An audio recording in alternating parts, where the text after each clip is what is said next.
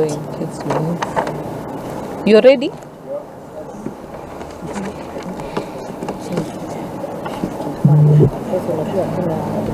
So we'll issue a press release on the polio vaccine, which is a very detailed analysis and advisory to government and members of the public. Today we'll focus on the state of judiciary and the rule of law.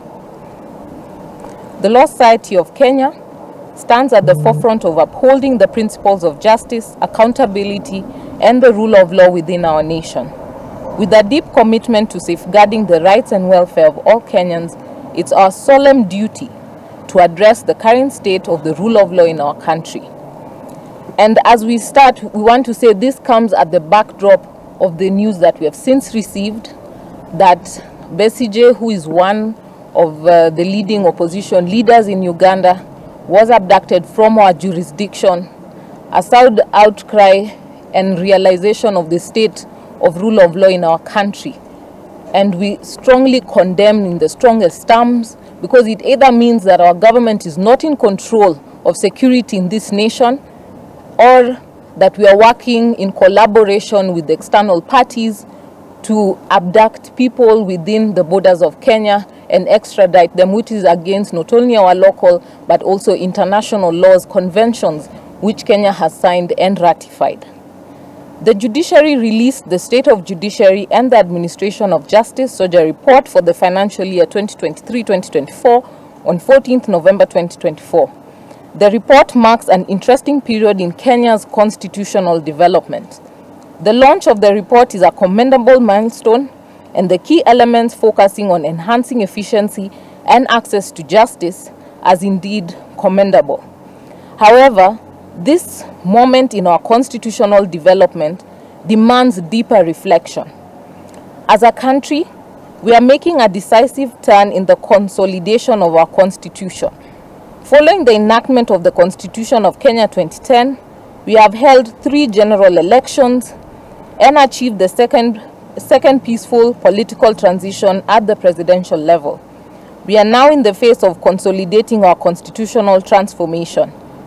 During this period, the focus must be on nation-building objectives and state accountability.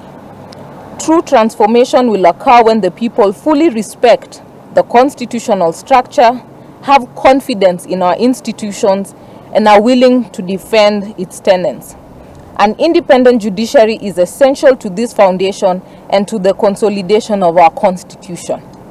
The judiciary is essential to this foundation and plays a critical role in protecting the sovereignty of the people and upholding the supremacy of the Constitution, which are the key pillars of the consolidation agenda.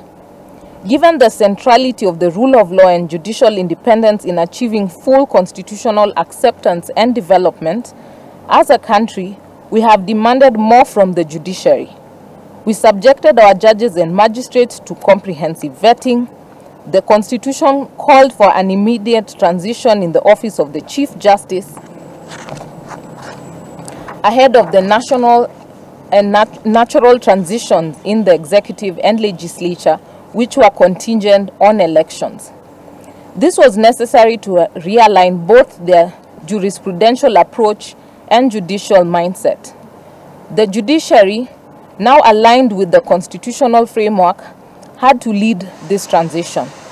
As a law society, we believe that at this critical juncture, an independent judiciary must be at the forefront to achieve consolidation, acceptance, and full transformation.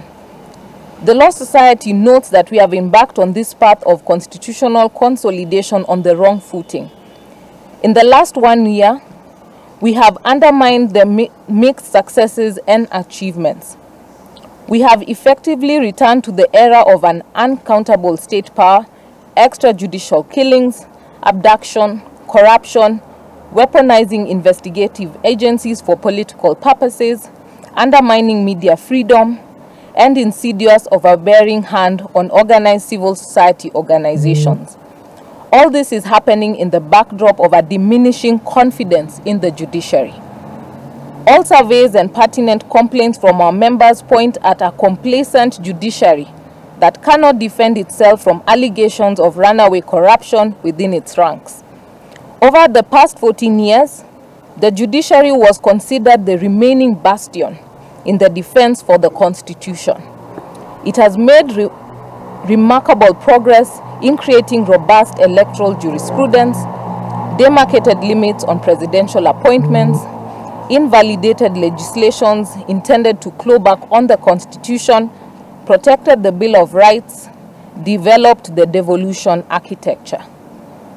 In this moment, in the constitutional transformation, we invite the judiciary to rise up to the higher call demanded by the Constitution. As the Law Society of Kenya, we recognize the progress expressed in the 2024 State of the Judiciary report. We applaud increased efficiency, technological integration, and enhanced access to justice. But we demand accountability, and the country demands more. We demand that the judiciary must raise up to give the Constitution its essence and substance in achieving the objects of nation building, state accountability, and the rule of law. The judiciary sits in a special place in the protection of sovereignty and supremacy of the Constitution and the rule of law. It serves based on the Constitution. Training and experience of judges benefit from extensive protection under the Constitution in terms of tenure, decisional independence, financial independence, and administrative security, and are sufficiently insulated from political consideration in appointment. Irrespective of the progress made by the judiciary as a guardian of the rule of law, there still lies a huge gap and challenges that bedevil the effective performance of its rules. The existing and increasing inconsistency between decisions by the appellate and subordinate courts compromise the rule and the role of judiciary as a fount of consistent legal jurisprudence. There are credible allegations of institutionalized corruption within the judiciary, which is increasingly undermining public confidence and trust.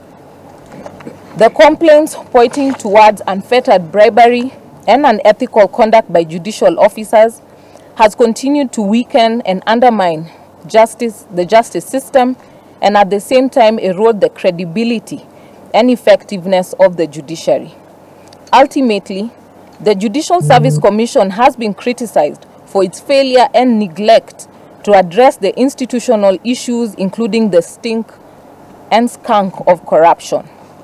The Judicial Service Commission has failed to promote accountability, transparency, and independence within the judiciary. The constitutional role of the Judicial Service Commission is not contemplated to foreclose scrutiny or provide tacit immunity based on inaction or soft hand when they act. The special role of serving as the institutional guardian is intended to protect the organization from outside arbitrary influence. It is incumbent on the Judicial Service Commission to recognize the roles that the Law Society and all other stakeholders in the administration of justice system to provide credible scrutiny. In assessing the state of judiciary in 2024, we must also pay a special focus on the wider issues on the administration of justice. 2024 marked a revolutionary moment in constitutional development and institutional accountability. Kenyans, led by the Gen Z in a protest which stated with the rejection of the Finance Bill 2024, were decisive when they intended to secure full implementation of the Constitution of Kenya 2010. That they can assert their sovereignty and constitutional supremacy in the face of adverse government action. We therefore call out our state institutions, especially the executive, that has paid lip service about their zeal for the rule of law and higher morality, when state action points at a paranoid state that fears any critical thought by its people. We have heard from testimonials by the Inspector General that persons are abducted and kept in detention allegedly beyond the reach of the security agencies established under Article 239 of the Constitution. During the recent demonstrations, the Law Society of Kenya took leadership in working with Kenyans, civil society, and other organizations. We visited police cells, hospitals, mortuaries, and homes and worked with Kenyans. We observed and received complaints of total disregard to the Constitution and the rule of law. We saw a side of this government which we must not only disavow but call to full accountability. We have witnessed extrajudicial killings, arrests, abductions, and where an LSK has tried to take action where possible, we have been met with lack of respect of court orders. We therefore make the following demands to action. First is in relation to complaints of corruption, inefficiency in the judiciary, and weakness in the framework for dealing with complaints. We demand a transparent process for tracking, expeditious resolution of complaints, involvement of the Law Society in collection, collation, and inquiry of complaints.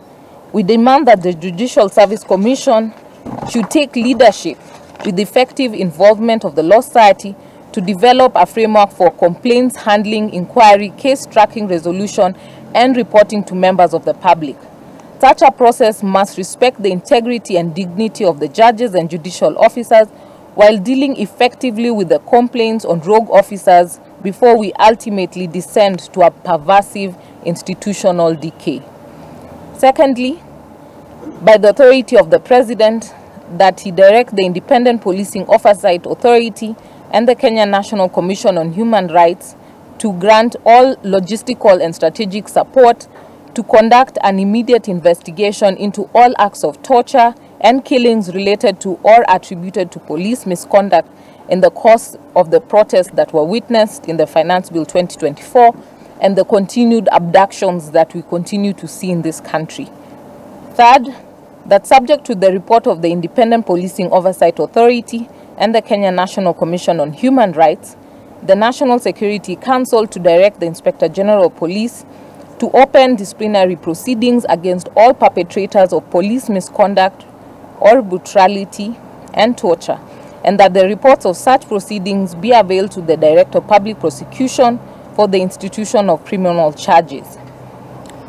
Fourth, that the families of all confirmed victims of police killings be traced, and that the Independent Police Oversight Authority and the Kenya National Commission on Human Rights provide Our Excellency the President with a rationalized formula for determining adequate compensation for the loss and suffering incidental to the death of their kin. This had been part and parcel of the promises that were made that those who were injured, they would be given compensation.